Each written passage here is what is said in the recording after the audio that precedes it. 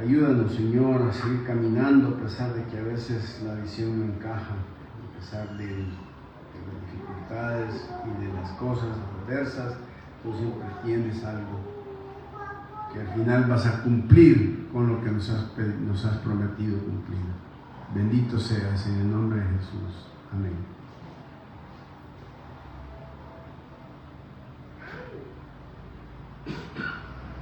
Quisiera que abriéramos nuestras Biblias en la primera epístola de Juan.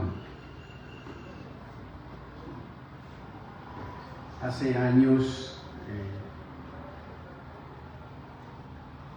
tenía tiempo de no ver a un primo,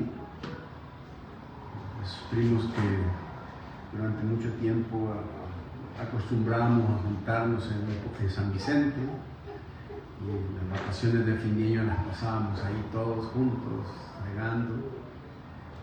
Y pasaron los años y nos hicimos grandes y pasamos. Y hace algunos años me lo encontré ya, después de muchos años de no verlo. Y cuando me vio, se secó, se puso a reír y me tocó el pelo y me dijo: floreció la caña, me dijo. Y entonces me dio risa la metáfora que había dicho, floreció la caña. Y esa idea me quedó por muchos años y dije: algún día voy a escribir un libro que se hable cuando florece la caña, que tiene que ver con el momento de la época del otoño y del tiempo de la vejez y del aspecto espiritual. Bueno, pues lo he comenzado a escribir. Y lo empecé a escribir porque estaba estudiando la primera epístola de Juan y me di cuenta que Juan es el último apóstol de todos los apóstoles. Y Juan es el único de todos los apóstoles, por lo menos en la tradición se dice, que murió de vejez. Cuando él escribe Apocalipsis, muchos dicen que andaba por los 96, 98 años. Y cuando escribe sus primeras epístolas, escribe Juan y las 3 epístolas, muchos eruditos dicen que Juan andaría por los 75, 80 años. Y me pareció muy interesante, porque entonces me puse a pensar que la perspectiva espiritual de Juan dentro de sus epístolas es la perspectiva de un viejo, es decir, de una persona de edad. No estamos hablando de un muchachito, de un ateo, estamos hablando de una persona que ya ha vivido largamente y que simple y sencillamente sus escritos ahora son escritos que parten de esa experiencia de una vivencia larga. Y me hice la pregunta: ¿cómo se vive la espiritualidad después de tanto tiempo que uno ha estado en el Evangelio? No sé cuántos tiempos tiene usted de estar en el Evangelio. Yo voy por 44 años de estar en una relación y en el ministerio con Cristo. No sé cuánto tiene usted, pero una cosa es crecer y otra cosa es hacerse viejo.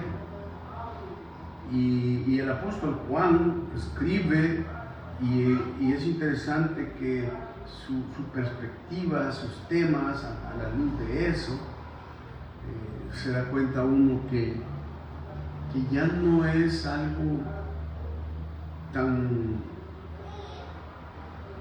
llamativo o tan protocolario, porque cuando uno dicen por ahí que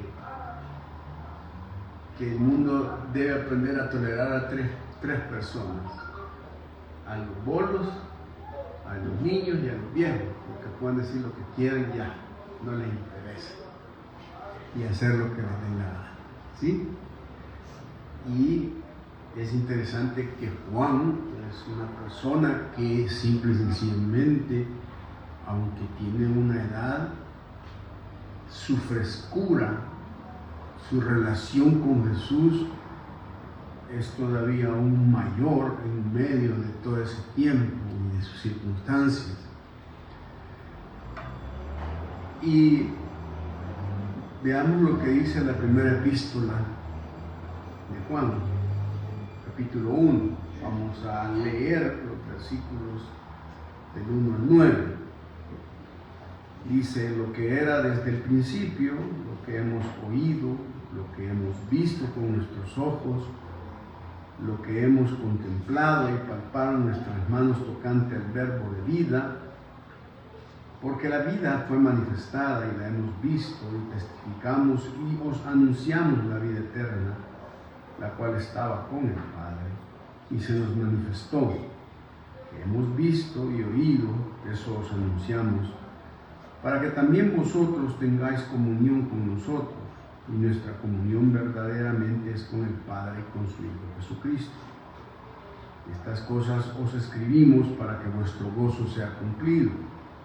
Versículo 5. Este es el mensaje que hemos oído de Él y os anunciamos: Dios es luz y no hay ningunas tinieblas en Él. Si decimos que tenemos comunión con Él y andamos en tinieblas, mentimos y no practicamos la verdad. Pero si andamos en luz, como Él está en luz, tenemos comunión con unos con otros, y la sangre de Jesucristo, su Hijo, nos limpia de todo pecado. Si decimos que no tenemos pecado, nos engañamos a nosotros mismos, y la verdad no está en nosotros. Si confesamos nuestros pecados, Él es fiel y justo para perdonar nuestros pecados, limpiarnos de toda maldad. Si decimos que no hemos pecado, le hacemos a Él mentiroso, y su palabra no está en nosotros.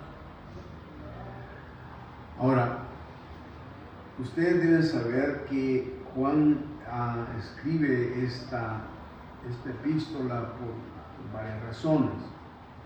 De hecho, la literatura de Juan es una literatura importante. Juan escribió 5 libros. Escribió el Evangelio, escribió primera, segunda y tercera epístolas y escribió Apocalipsis. En la mente de Juan hay 3 grandes cosas importantes. Primero, cuando Juan escribe su Evangelio de Juan, y lo está escribiendo desde la perspectiva ya de la memoria, del tiempo que ya pasó Jesús, lo escribe con el propósito de hablar de su pasado. Y el tema básico tiene que ver salvación. Es el tema que le da Juan de hablarnos y decirnos cómo nació toda su relación con Jesús y su salvación. Por eso el Evangelio de Juan habla de Jesús con sus milagros y todo. Entonces Juan habla de su pasado en el Evangelio. Las 3 epístolas que escribe, primera, segunda y tercera, tienen que ver con su presente. Él está hablando ahí acerca de no salvación, sino más que todo de santificación. No interpreta cómo fue su relación con Cristo al inicio, sino que está interpretando cómo es su comunión actual, cómo Él está viviendo espiritualmente su relación con Cristo en esas epístolas. Y la tercera tiene que ver con el futuro, que es Apocalipsis, y habla de glorificación. La primera habla de su pasado, salvación, y tiene que ver su inicio de la relación. Las primeras, de segunda y tercera tienen que ver con santificación, es decir, vivir diferente, y tiene que ver con su comunión con Dios. Y la tercera tiene que ver con su final, cómo va a hablar sobre la compensación de su vida, cómo él, qué va a recibir la persona que es fiel a Jesús.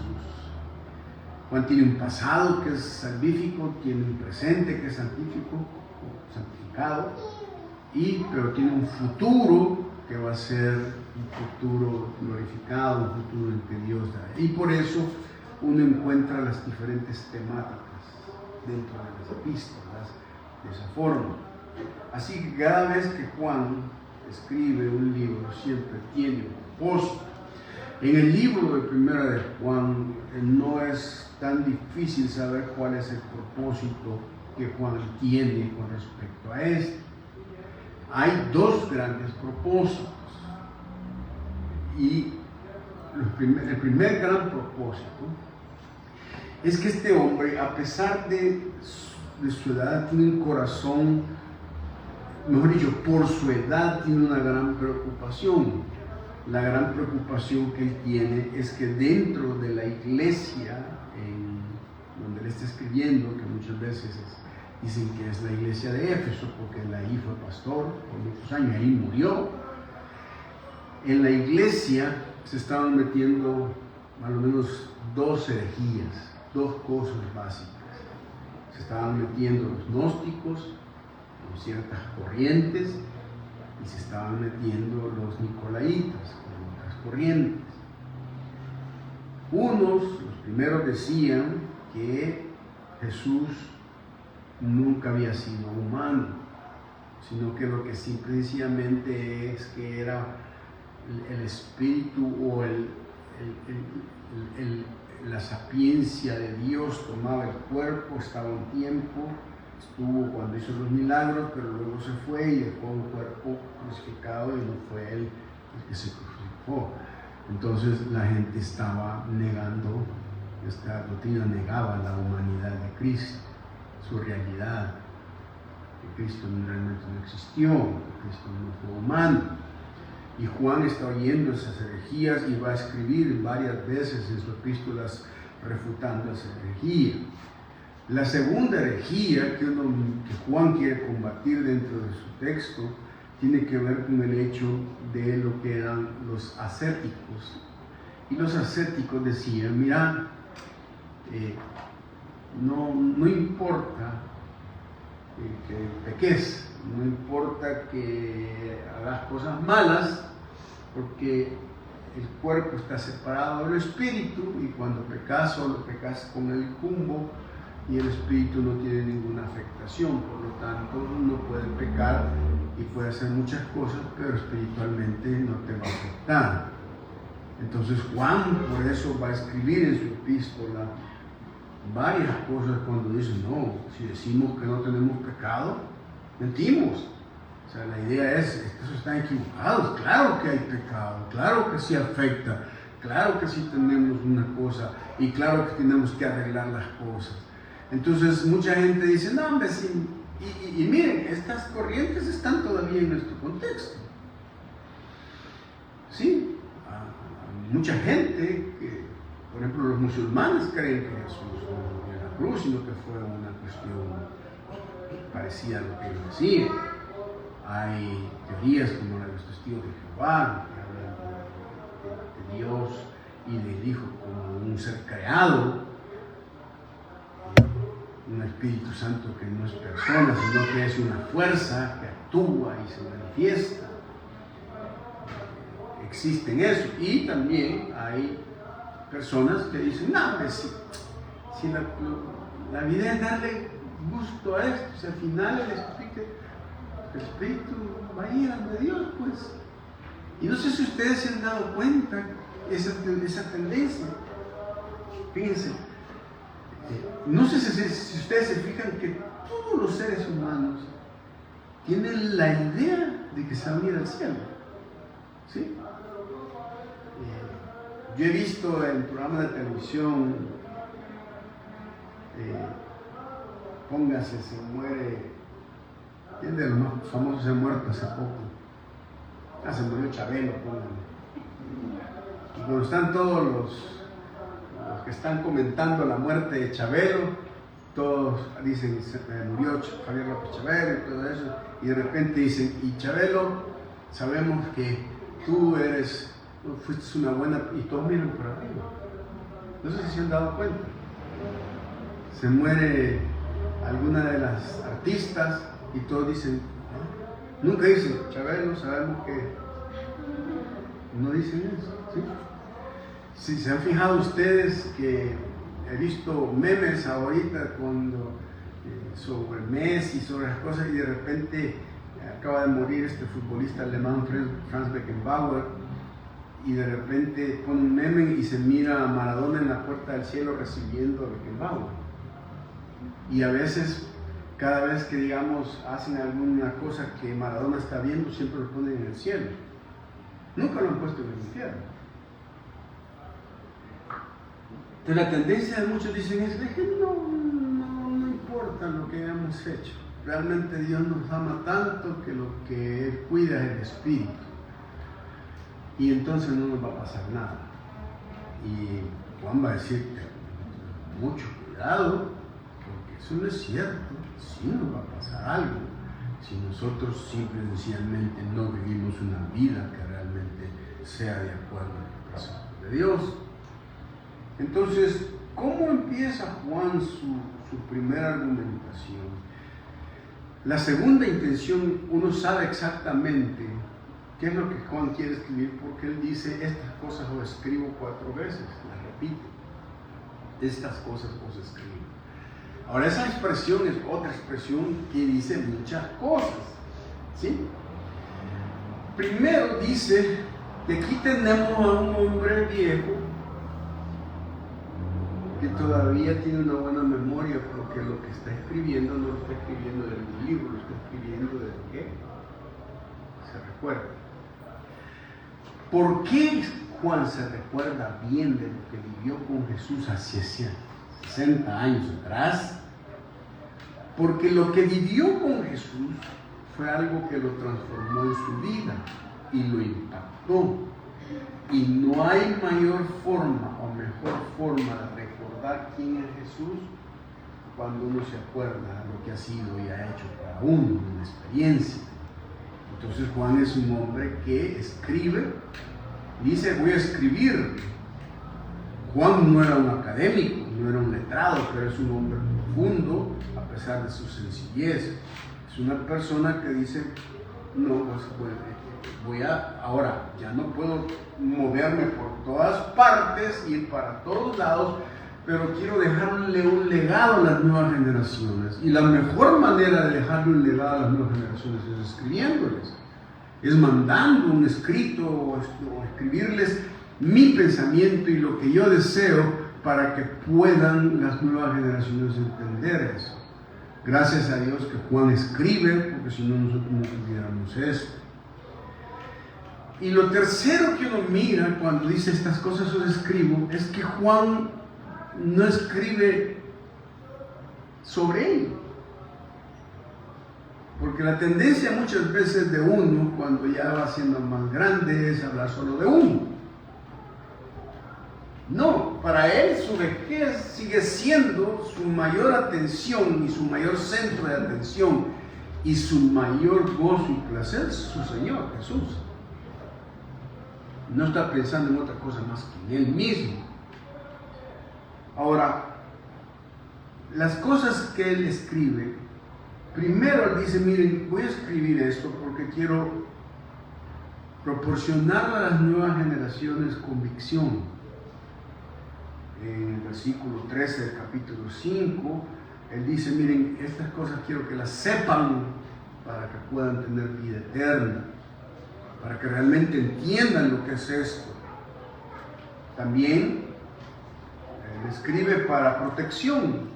¿Por qué? Porque Él quiere ayudarle a su iglesia a que no se la vayan a enganchar, y por eso, digamos, en el versículo 26 del capítulo 2, Él dice, no crean a todos que vienen hablando, los profetas, no los crean, porque hay falsos profetas que los pueden enganchar, que los van a atacar.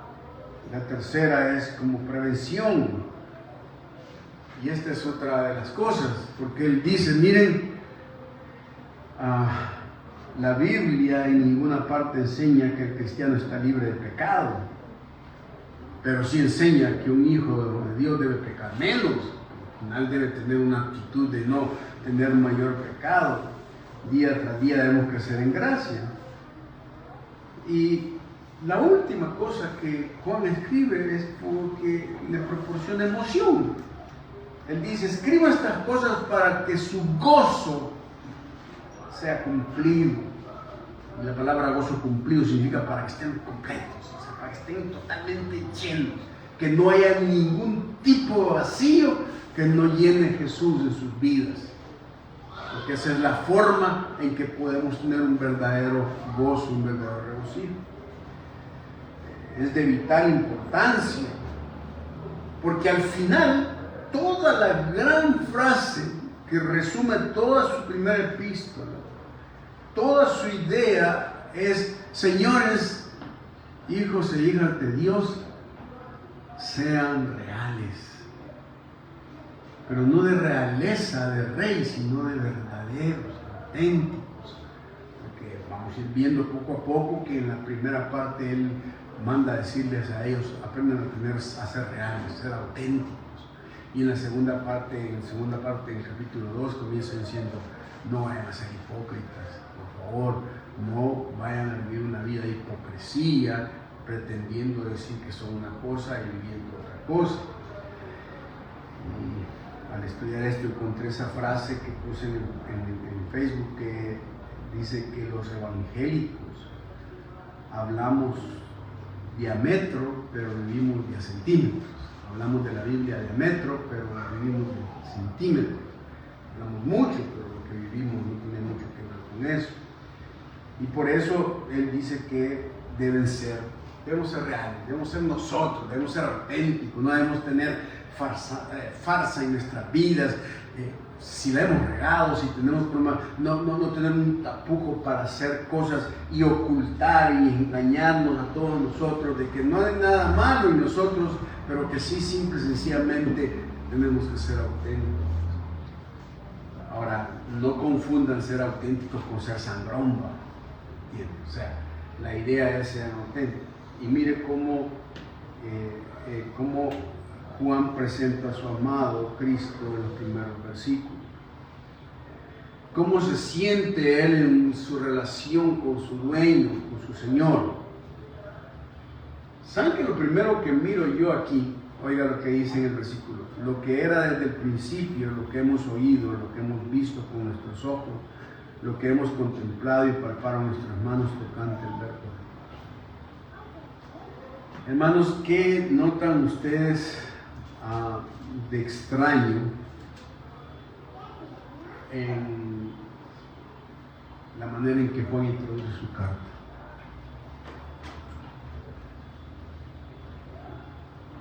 ¿Qué notan de extraño? A ver, le voy a hacer esa pregunta. ¿Qué notan de extraño ustedes?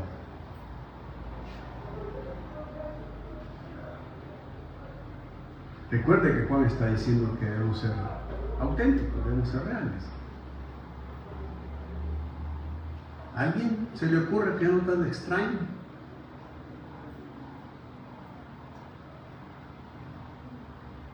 ¿Y qué es característico de Juan?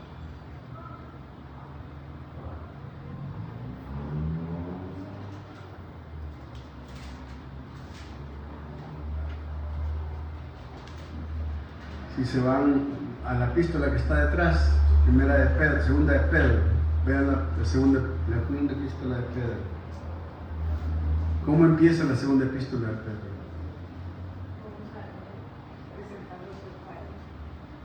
Simón Pedro, siervo y apóstol. ¿Y cómo empieza la de Juan?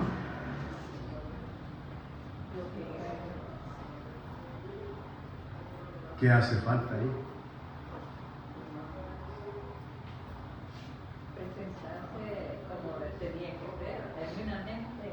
O sea, nosotros vemos en Juan que nos dice: yo, Juan, el discípulo amado de Jesucristo, a las iglesias que están en Éfeso, saludo, hermanos.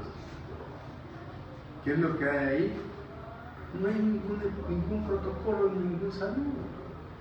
No. ¿Por qué? Porque no le interesa eso. Es decir, aquí encontramos a un hombre tan práctico, es nada grande, no andar perdiendo el tiempo, que hagamos todo un protocolo: quién soy yo, el siervo amado de Jesús y todo eso, Y es que quizás se llega un momento en la vida, como en la vida de Juan, que al final y al cabo sale sobrando qué hemos hecho, fíjense, y cuáles son nuestros títulos, pues. Es decir, cualquiera pudo haber puesto el licenciado Juan escribiéndole, él era licenciado Juan, mira. El doctor Juan, porque estamos tan adictos en nuestras sociedades a que creemos que lo que nos pone como protocolo y lo que nos pone como nombre es lo que nos da autoridad. Y Juan no se detiene en eso. No se pone los grandes títulos de apóstol. ¿Por qué? Porque simple y sencillamente él quiere hablar de su Señor y no quiere hablar de él. Miren, ¿saben dónde miro yo a un cristiano que es carnal? Cuando habla mucho de él y casi no habla del Señor en él. Fíjense. Cuando escucho personas que solo son ellos y la persona de Jesús desaparece de su vocabulario y de su hablar y no se menciona, uno dice, este cuate vive la vida a su propia manera, pero no tiene nada que ver con, porque Juan lo que quiere realmente es hablar de su Señor. Y eso es lo que realmente importa, hermanos. Nosotros lo que tendríamos que hacer es hablar de nuestro Señor, no hablar de lo que somos, ni de lo que hacemos, ni de nuestros títulos, ni de nuestras cosas. Un cristiano no tendría por qué estar metido en ese tipo de cosas. Ahora, no estoy en contra de los títulos. Si lo puedes sacar, háganlo, que bien, háganlo. Pero no tiene nada que ver con que el que le pongan un título lo haga mejor persona. Al contrario, hasta puede ser peor persona. Pero Juan entra y dice lo que era desde el principio y empieza a hablar de Jesús. Entonces, en primer lugar, Juan vive su comunión con Dios presente. Para Juan, Jesucristo es una experiencia real. Es alguien que realmente impactó su vida. Es alguien que le dio lo mejor a su vida. Es alguien que hizo que su persona fuera lo que es ahora y la manera en que lo sostiene. Por eso Jesucristo para él era tan amado, porque para él su relación con su Señor lo hizo diferente. ¿Y por qué él dice que es una experiencia? Porque Juan utiliza 4 dimensiones para experimentar, que experimentaron a Jesús. Primero dice lo que era desde el principio. En el Evangelio de Juan, Juan pone en el principio era el verbo y el verbo era con Dios. Pero ahora aquí pone desde el principio y lo hace con el propósito. El cambio de las 2 letras es importante, porque cuando escribe en Juan, dice en el principio, significa que Dios y Jesús estaban juntos, coexistían. Jesús no era parte de eso, no empezó desde el principio, Él estaba en el principio junto con Dios. Y le voy a mostrar aquí por qué Juan dice que eso es importante. Pero aquí dice que lo que era desde el principio, se refiere no a la persona de Jesús, sino que se refiere a las cosas que Jesús comenzó a hacer en su vida, como vio que hubo un principio, los principios que Dios trajo, que es lo que Dios tenía en su propia vida. Y lo que Juan va a relatar es las cosas que él vio de Jesús, las cosas que él experimentó de Jesús, las cosas que él tocó de Jesús, las cosas que él contempló de Jesús. Entonces por eso es que es neutro lo que es del principio. Y comienza diciendo lo que hemos oído. Y ustedes pueden ver, dice, lo que hemos oído, lo que hemos visto con nuestros ojos, lo que hemos contemplado y palparon nuestras manos tocante al verbo de Dios. Miren, aquí hay una cosa bien importante.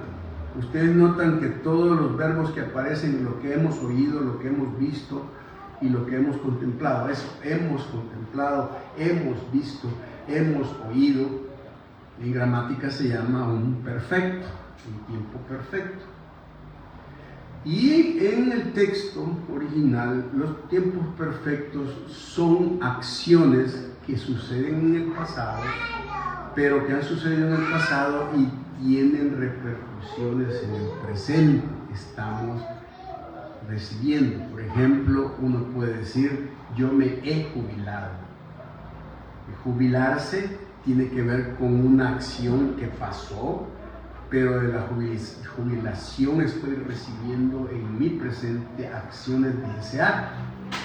Entonces, cuando Juan usa ese tipo de verbo, está diciendo eso. Miren, lo que oí de Jesús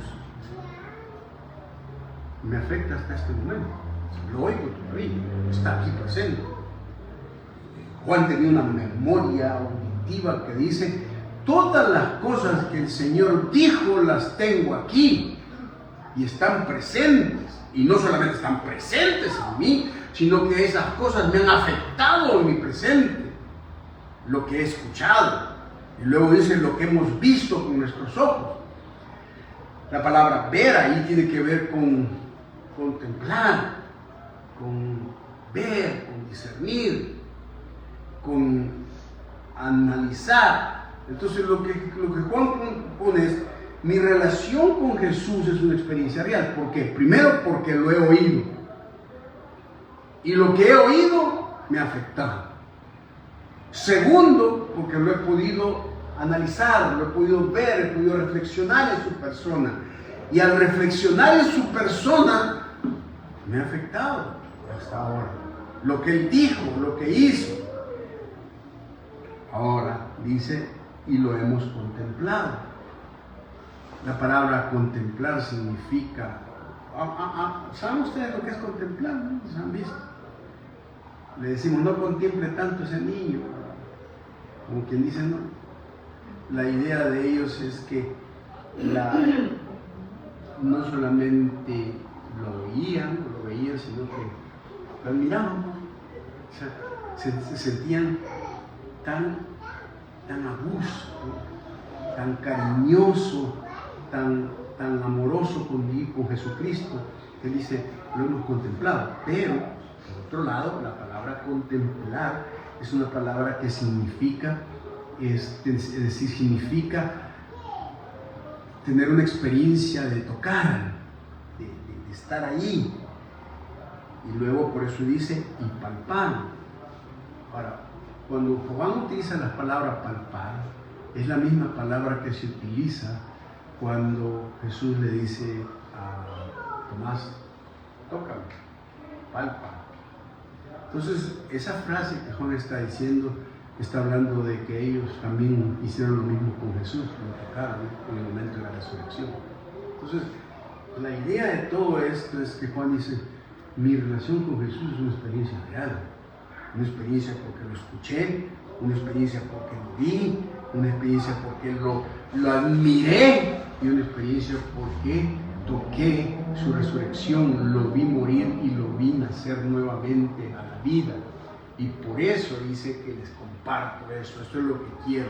Este Jesucristo es un Jesucristo real, y no es un Jesucristo de las imágenes, un Jesucristo que está en las estampitas o en cualquier otra cosa. Es un Jesús al cual realmente nosotros deberíamos de tenerlo dentro de todas las dimensiones. Ahora, yo sé que muchas personas estarán preguntando, sí, pero Juan tuvo el privilegio de vivir con Él, de caminar con Él, de verlo físicamente a Él. Pero eso no es ninguna diferencia. Porque el texto está diciendo que el caminar con Jesús ahora ya no es tanto que esté visible, sino que está en mí. Y que yo puedo tener una mejor experiencia de sentirlo, oírlo, palparlo, contemplarlo y admirarlo. Los verbos siempre pueden estar allí.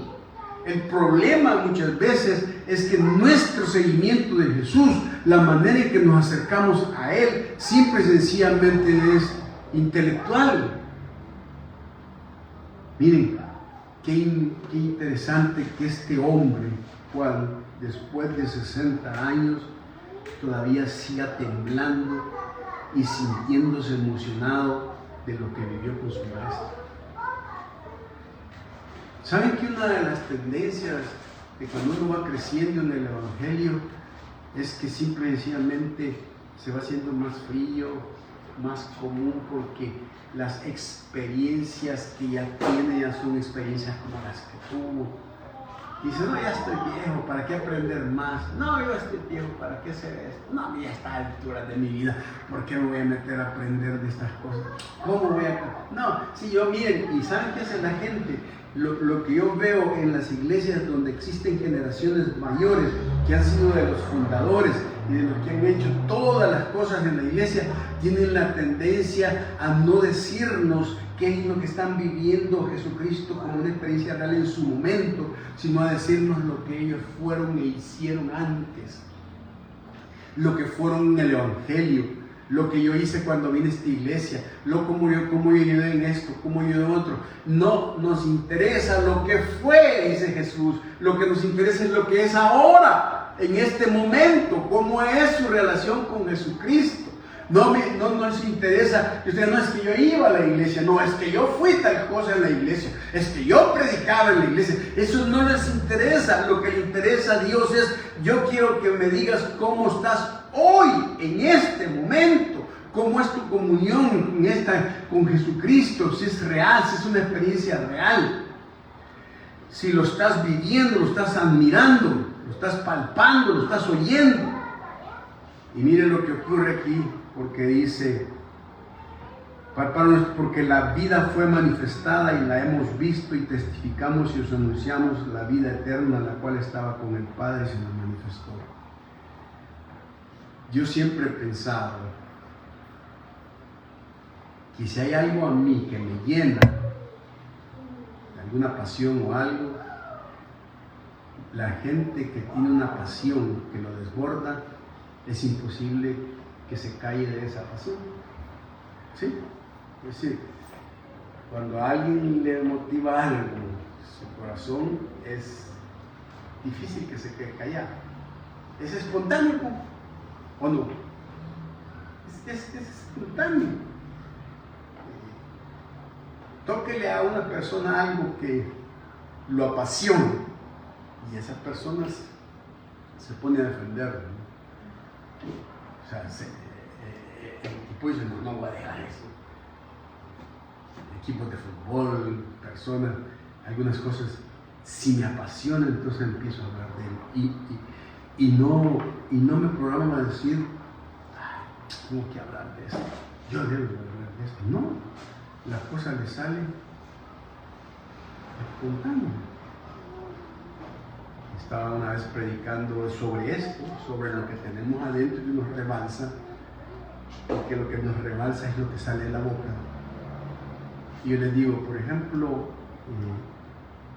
muchas de las cosas que hay países en que el nacionalismo, por ejemplo, es algo que tóquele a alguien en su patria. Y estaba con un grupo de estudiantes universitarios en un retiro y les estaba hablando acerca de David y Goliat y les digo, ¿ustedes por qué creen que David se metió a un pleito ajeno? ¿Ustedes creen que David se metió a un pleito ajeno porque quería demostrar qué calidad de peleador era? O quería decir, yo voy a, bueno, me van a perdonar los impuestos, o me va a dar a la hija del rey, entonces le entro. No. David se metió al pleito, ¿saben por qué? Porque hablaron mal del que lo apasionaba. Y él dijo, no puedo permitir que hablen mal del que me apasiona. Y tengo que meter mano, si estos no quieren meterse a defender, yo no voy a dejar que alguien denigre a alguien al que yo amo tanto y estimo tanto. Y les estaba diciendo eso y les digo, ¿quieren una muestra? Entonces les pongo el mapa y les pongo el mapa de Belice y les digo, Belice es de Inglaterra, no de Guatemala. ¡Ja! Se pusieron así. Y la pregunta que me hacía yo, cuando hablé y os anunciamos la vida eterna, aquí, óiganme esto. Aquí es bien importante que ustedes vean una cosa importante con respecto a esta palabra. Dice, y os anunciamos la vida eterna. Cuando leemos el texto así, nosotros creemos que Juan lo que está diciendo es que está anunciando conceptos relacionados con la vida eterna. ¿Entienden? O sea, cuando le decimos a alguien, te voy a hablar de la vida eterna, entonces usted empieza a hablar del cielo, el infierno, el pecado, esto, te voy a hablar de la vida eterna. Pero en el contexto es bien interesante porque la palabra vida eterna, ahí en castellano ustedes miran la vida eterna, en el texto original tiene la palabra la. Y cuando la regla gramatical dice en el texto que lleva el artículo definido, está diciendo que no está hablando de un concepto, sino que está hablando de una persona. Entonces, Juan utiliza esta metáfora para decir que Jesucristo es la vida eterna. Entonces, cuando hablamos de la vida eterna, ¿de quién tendríamos que hablar? De Jesucristo, porque Él es la vida eterna. No tendríamos que hablar de dónde sacó Caín su esposa, no tendríamos que hablar si en la tumba nos morimos o dormimos, no tendríamos que hablar si vamos a pasar la tribulación o no la vamos a pasar, no tendríamos que hablar porque la vida eterna es Jesucristo. Y mientras más hablamos de Jesús, más vida eterna tenemos. Pero entonces Él dice, la vida eterna, la cual estaba con el Padre.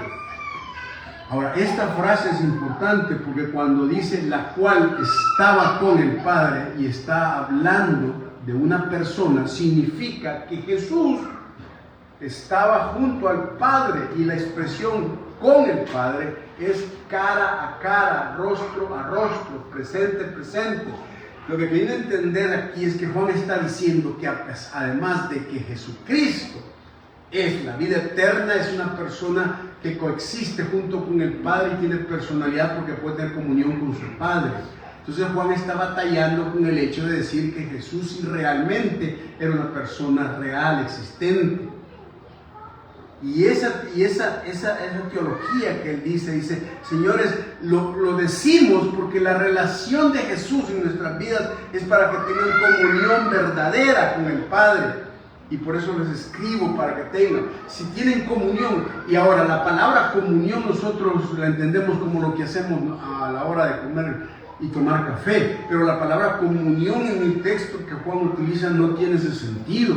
La palabra comunión tiene que ver que hay únicamente verdadera comunión en una persona o en un grupo cuando esas personas todas tienen en común una vinculación con Jesús. Si no tienen una vinculación con Jesús, es un club social, no es una comunión verdadera. La idea es, la verdadera palabra comunión significa que las personas que se juntan son personas con la misma identidad vinculadas con un mismo propósito. Por ejemplo, se puede decir que en un barco hay una comunión entre marineros. ¿Por qué? Porque lo básico es el barco y ellos son marineros. Pero nosotros podemos confundir comunión con simple y sencillamente estar vinculados con actos sociales y de platicar y todo. Pero la pregunta que deberíamos de hacernos aquí es si todos nosotros los que estamos aquí tenemos una relación personal con Jesucristo. Si no tenemos una relación personal con Jesucristo, no podemos estar en comunión con otros. No se puede. ¿Por qué? Porque quien hace el vínculo de la comunión es Jesús. Por eso es tan importante entender que el acto de comer y hacer todo ese tipo de cosas no tiene que ver con sentirme bien y platicar con mi hermano o con mi hermana. Tiene que ver con el hecho de sentirnos alegres y gozosos porque Jesús nos unió. Y porque todos adoramos a un Cristo vivo, real, que podemos palpar, tocar, oír y tener. No perdamos de vista eso. La comunión, hermanos, no es una serie de actos de comer, tomar Coca-Cola y comer pan y platicar y decir cómo estás. Eso lo podría hacer cualquier club social. La comunión de un cristiano está basada en el hecho de que nos ha juntado Jesús, que a todos nos ha lavado la sangre de Cristo y que tenemos una relación personal con Él. Ahora usted puede decir, no, yo tengo una relación con Cristo, pues debería. Y Juan dice que para poder tener una relación con Cristo es tener un vínculo de intimidad y amistad con Él. Para Juan, su comunión es importante. Juan dice, Jesús es histórico, lo vimos. Jesús es real, es humano, porque lo palpamos. Pero también Jesucristo es Dios, porque Él hizo cosas para nosotros que otra persona no pudo hacer.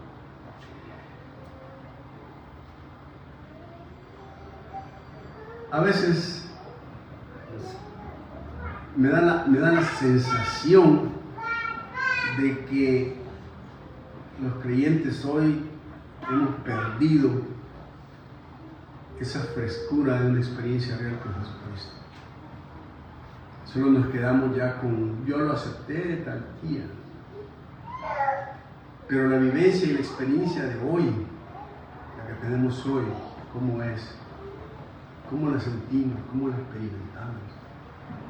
Eso es lo importante, porque eso dice, versículo 4, estas cosas os escribimos para que vuestro gozo sea cumplido. Miren, hermanos, yo como ustedes, como muchos, como la mayoría, he tenido muletillas en mi vida que llenan ciertos vacíos que no dejaba que Jesús llenara, ¿sí? Y lo llenaba con otras cosas. Cuando nosotros dejamos que en medio nos llene Dios y llenamos con otras cosas, no hay un gozo cumplido. No puede haber, porque estamos compartiendo el corazón con otras cosas. No sé con qué está llenando su vida, pero para que su gozo sea total, la vida tiene que ser Jesús. Y no una idea teórica, sino una vivencia específica. Porque más adelante Jesús va a decir, miren, el que dice que no tiene pecado es mentiroso. Es mentiroso. Todos han pecado. Pero Juan dice, pero miren, yo voy a dar un consejo, dice Juan. No se dé ancho. No crea que si ocultándole a todo el mundo lo que está viviendo, se lo está ocultando a Dios. Por eso Él va a poner, si confesamos nuestros pecados, Él es fiel y justo para perdonar nuestros pecados. Y la pregunta que uno se hace, ¿confesamos cómo? ¿A quién se lo confesamos? Pues deberíamos de confesar a Dios realmente, pero lo que la palabra confesar dice es bien interesante, porque la palabra confesar es llamar el pecado que tengo en mi vida como Dios lo llama, no como usted lo llama. Usted le puede decir a Dios, no, hombre, sí fue un mal carácter, no, es ira, dice Dios, y si hasta que le digas ira lo está confesando.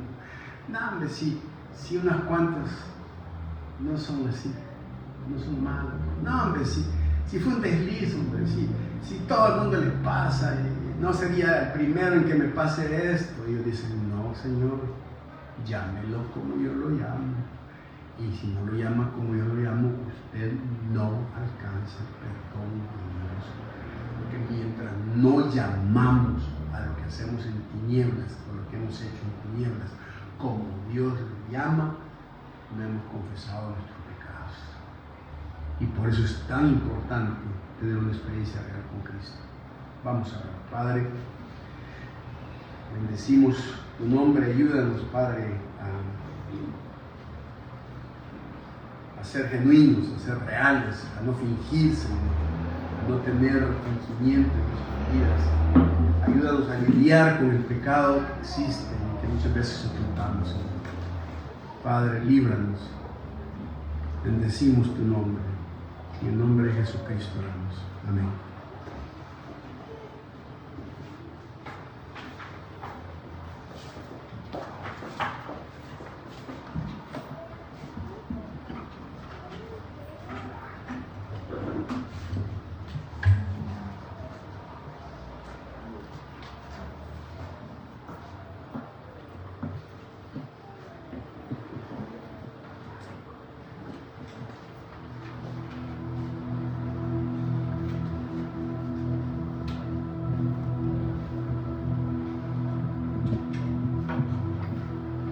Vamos a adorar al Señor juntos una vez más.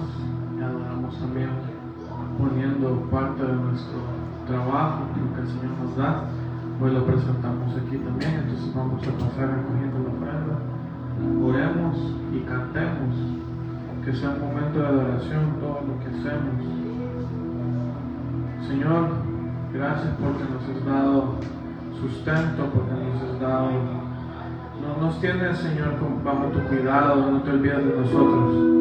Yo te pido, Padre, que recibas estas ofrendas, que puedas hacer algo con ellas, Señor, que nosotros no podríamos hacer. Y te cantamos, Señor, te adoramos.